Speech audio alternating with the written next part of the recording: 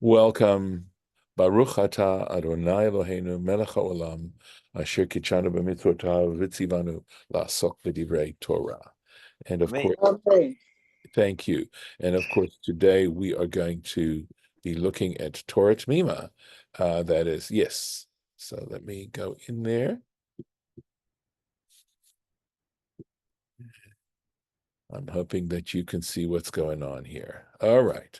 So we still are talking about, we went through some very fairly deep kinds of stuff in terms of, the sexual relations that are permitted and not. And here we're talking about B'nai Noach to some extent.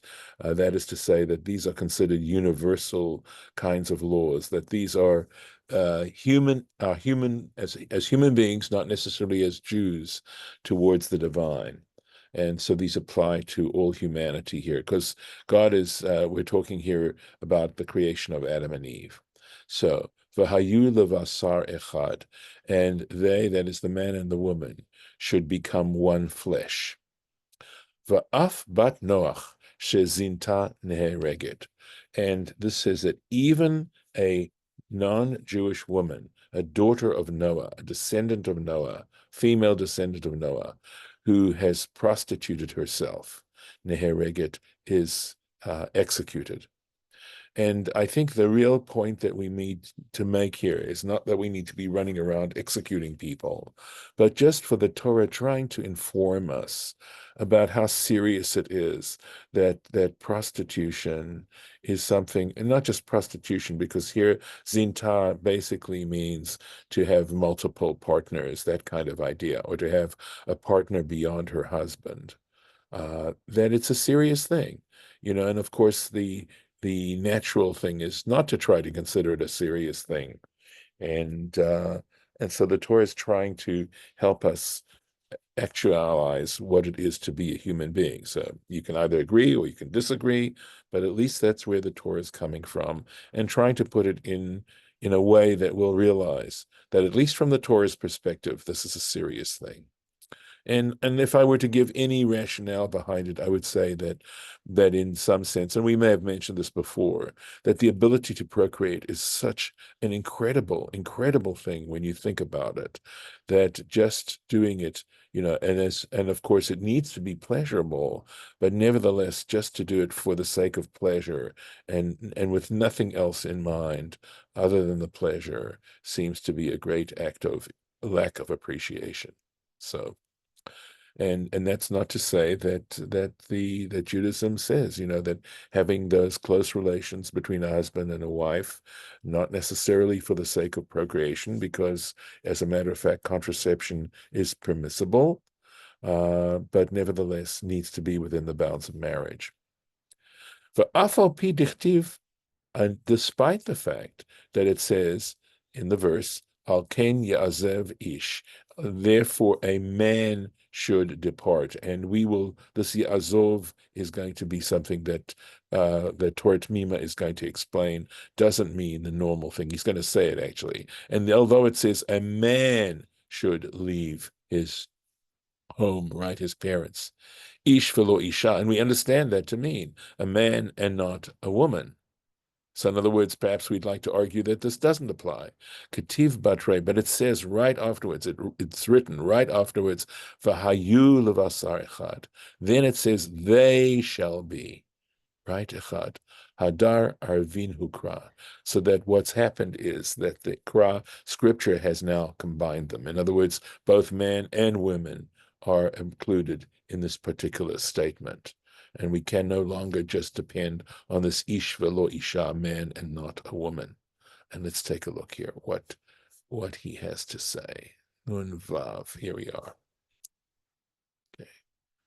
Ritzono lomar. So what is the point of this, right? What it's trying to say is, shemitztarefet gam hi, that she too is connected, al mitzvat azivat av, that she too is connected to this mitzvah of leaving your father and mother for aim, v'hadbek be'isha, and connecting herself to her husband, just like a man is supposed to connect himself to his wife. Umimela lefize, and then basically automatically, according to this, he mitzuva al haznut. She also, therefore, is commanded regarding unchastity. Didarshinan, because we have interpreted gam ba be'isha, because we're going to interpret it regarding her with regard to her husband, velo ba'acher. In other words, be'isha velo ba'acher. In other words, with her husband and not with someone else. Right? Uvi'ikar dashazo nismach, right? And we can say that in essence, this particular interpretation is based al hadrasha de la'el, on the previous interpretation, de halashon ya'azov, that this term ya'azov, right, inyan ishut ire, that it's really talking about the personal relationships, that sexual intercourse. That's what it's talking about. When it's talking about leaving, it's referring to the idea of sexual intercourse. And it's not the way people usually explain it, ba'azivat reshut, that we're talking about the departure from the domain, right? The domain of his parents, but rather that it has to do with the notion of this close relationship, physical relationship with his wife. And if, check out what we wrote, the Ayal above, Nun Aleph, with regards to note 51. And of course, we have read this in a previous session. Going on. V'hayu levasar echad, and they should become one flesh. Mi shena'asin basar echad. In other words, what this is talking about is that a person should have those relations in a situation where they can become one flesh. Yatsu behema v'chaya, and for this reason it excludes cattle and wild animals. She'ein yasin basar echad, because with them you don't become one flesh. And we'll explain this and clarify it. So again, clarifying what this is trying to say. Mi shemolidim ze mizeh, that when it says become one flesh, it means who are able to conceive one through the other. That conception is capable by having that intercourse. That's what it means when it says, right? Uva havlad hanolad, and in that newborn that is born, right? In the child that is born, nesabar chsara ha'av v'ha'em echad. In that way, the flesh of the father and the mother become united, become one in the creation of that child. That child represents both of them. Aval behema v'chaya ein molidin min hadam. But with regards to cattle and wild animals, they're not capable, right, of bearing a child from a human being. Ulachen, and for this reason, im zana im behema, if in fact one has intercourse with an animal, the chaya, or a wild animal, chayav mita, it's a capital offense. And the truth is that regarding I'm pretty certain that when it comes to the laws of Noah, the no-chide laws, they're all capital offenses, right? They're capital cases. And it would appear, ein tzarich ladrashazo. It might seem that we really don't need this particular interpretation. Why? Daha keshekatva haTorah isur ze b'Yisrael, because the Torah explicitly prohibits this with regards to Israelites. Sof Perek Acharei. That's at the end in Leviticus, at the end of the Sedra Acharei Mut. Saima, it concludes right there, ki et kol hato'avot ha'ela, there, and in that passage in Leviticus, it says, all these abominable things, right? All these disgusting things, asu anshe ha'aretz, the people of the land performed, right? In other words, that the Canaanites were involved in these kinds of sexual practices. Asher lifnechem, who preceded you, speaking to the Israelites. Velo taki haaretz, and you shouldn't do it, speaking to the Israelites. You shouldn't practice the way these Canaanites practiced, so that the land does not spew you out, taki etchem, does not literally vomit you out, kasher et hagoy v'chuma, just as it spewed out these nations that preceded you. So it's clear, right, from that passage, it's clear shegam le'oved kochavim nesru to'avot ela, that with regards to non-Jews, right, literally it's idolaters, right, they're also forbidden from practicing these disgusting things. V'yesh lomar, and one could say, de'ein hachinami, that we can't say this, we can't make this conclusion demisham, that from this passage in Leviticus, yadanu ki huzharu, that we could necessarily say that they were actually warned, right? V'kan ba'aha azhara. But in this particular passage, the prohibition is mentioned. In other words, just saying that they were practicing these things doesn't necessarily tell you that they were formally warned that by God not to do them. But here in this particular passage, since it refers to all humanity, we can deduce it. And that's why he's saying we need this passage. So, new chapter. Right, so we'll finish this up here where it says, right, V'yu shnehem arumim, the two of them were bare, Hadam v'ishto, the man and his wife, v'lo yitposhashu, but they were not ashamed. They did not feel any sense of shame. And of course, the idea being that they were not sexually aware. That's why they did not feel exposed. But it's interesting. Look at this. V'hanachash haya arum. Same word, right? Arumim, arum. The serpent was subtle, cunning. Mikol chayat hasadeh, more than any other animal, wild animal of the field. Asher asa Hashem Elohim, which the Lord God had made. Vayomer el ha'isha, and the serpent said to the woman, Af ki amar Elohim lo tochlu mikol eitz hagan. So this is the syntax is interesting, right? I'd say that let's try this. Indeed, right? Did not God say to you, do not eat from any of the tree, from every tree of the garden, right? Did in fact God say to you, you could not eat from any tree, mikol eitz hagan, lo tuchlu, you shouldn't eat. Let's take a look, see. All right, here we go. V'hanachash haya arum, right? Ma armumite. What are we talking about when we're saying that he was subtle or deceptive or cunning? There we go. What are we talking about specifically? What cunning was he showing? Amar, this is what he thought. Yodea ani, I know, the serpent said, I know. She'amar HaKadosh Baruch Hu ki bayom acholcha mimenu mot tamud. He knew that with regard to this tree of knowledge of good and evil, God had said, on the day you eat of it, you will certainly die. And we know that what that means, literally it means, is that you will become mortal. That's what it really means.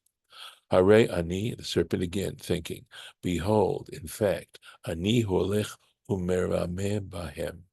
I will deceive them. I will go and deceive them. Et ha'adam v'ishto, the man and the woman. Vehem ochlim, so that they will eat from it. Ve'ne'enshim nenashim, and they will be punished for doing it. Va'ani yoresh et ha'aretz la'atzmi, and I will inherit the land for myself. That's the cunning that he had, that was his intention of doing what he did. So let's take a look. Uva midrashim ita, And in other midrashim, it has shebaha nachash b'mirma mishnei tzadim, that in fact there were two reasons, there were two different factors that through which the serpent exhibited cunning. She'amar mima nafshach, that is to say, he said, regardless, one or the other, I'm going to benefit, and we're going to see. Mima nafshach means whatever you prefer. Im yishma adam la'atzat ishto. If Adam, if the man listens to his wife's suggestion or to her advice, listens to her advice, harei hem nenashim, behold, they will in fact be punished. V'yarash hu et haaretz, right? And he would then inherit the land, the snake. V'im lo yishma, but if he doesn't listen to her, tiyeh tata beinehem. If he doesn't listen to advice, they're going to get into an argument. There's going to be enmity between them. V'yigarshena, and he will divorce her. V'yisa'enu hu, and he, the serpent, would then marry Eve. Again, we need to understand, we're speaking highly metaphorically here, with the general ideas. Ve'efshar lomar, and it's possible to say, the midrash zeh, that this midrash, mitpa'er, can be clarified, right? It can be explained, midivrei ha-Yerushalmi kan, from the words of the Jerusalem Talmud here, besugya shemeva'er asher ba'et sherimu yoshvei givon et Yosha. So that this particular section in the Yerushalmi is discussing and clarifying that time when the people of Gibeon tricked Joshua. So if you're not familiar with this story, it has to do with these Gibeonites, right? They were Gibeonites, and they were living in the land of Canaan, and they were watching and seeing how the Israelites were destroying the Canaanites and taking over their territory, and they obviously didn't want to do that. And so what they did was they took their elders, and the elders dressed in worn clothing and in shoes that were dusty, etc., to sort of suggest that they had come from a far distance. And they appeared to Joshua and the elders and said, listen, we've come from a far distance, and we really would like to make sure that we have terms of peace with you. So, that you will make an agreement not to destroy us. And that was the trickery. They were tricked. Joshua and the elders were tricked into believing these people lived beyond the bounds of Canaan. So they agreed. They made the agreement. And then afterwards, they discovered that these people were neighbors, that they were right there. And Joshua took them to task, but they'd made a commitment. They couldn't go back on the commitment. So the Gibeonites became hewers of water, hewers of wood, hewers of wood and drawers of water. So that's basically the story, right? And you can find it in Joshua chapter 9, right? Chashvu mimay nafshach. That is to say that they thought, right? The Gibeonites figured one way or the other, im yahargu Yisrael otam, if the Israelites would in fact kill them, harei avru al hashvuah shenishba'u lahem shelo yahagum. If in fact, after they'd made this agreement, right, if they tricked the Israelites into doing this, and then the Israelites subsequently went and killed them, they would be backing down on an oath that they had taken. So they wouldn't do that. They figured that's gonna have tremendously negative consequences for the Israelites for going back on their word.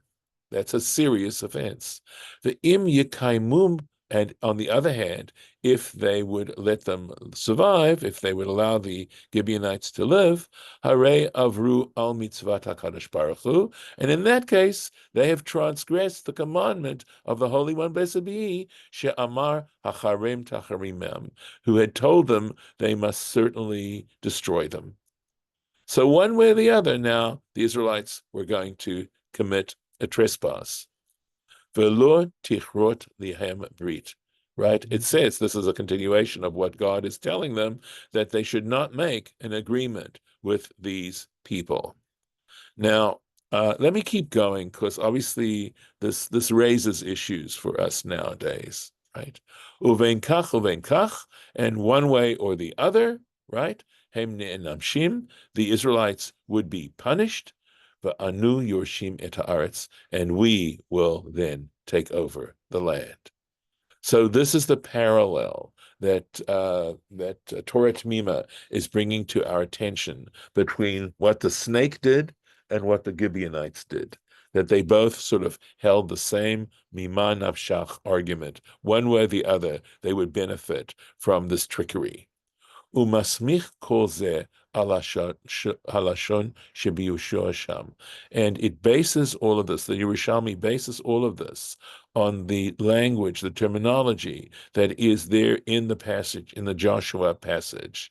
Vayome ish Yisrael el hachivi. Because it says, interestingly enough, it says the Israelites, right, the men of Israel, said to the Hivites, V'chi chivim hayu? But the Gibeonites were Gibeonites. They weren't Chivim, they weren't Hivites.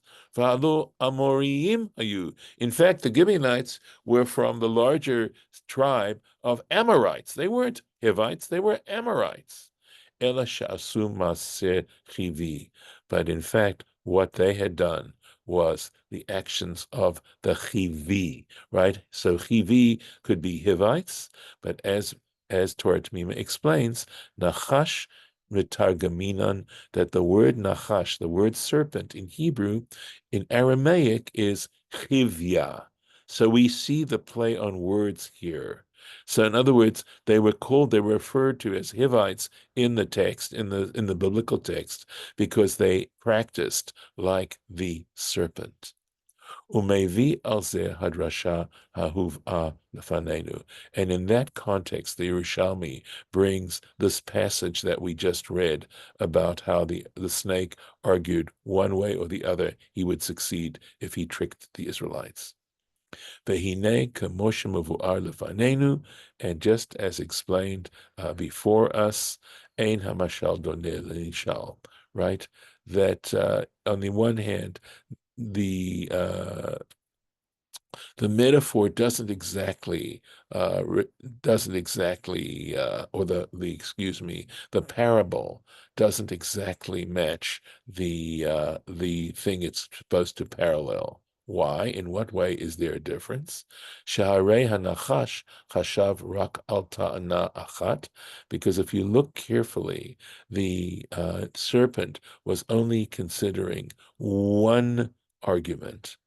V'hachivim ta'anu ta'anat mimay nafshav, right?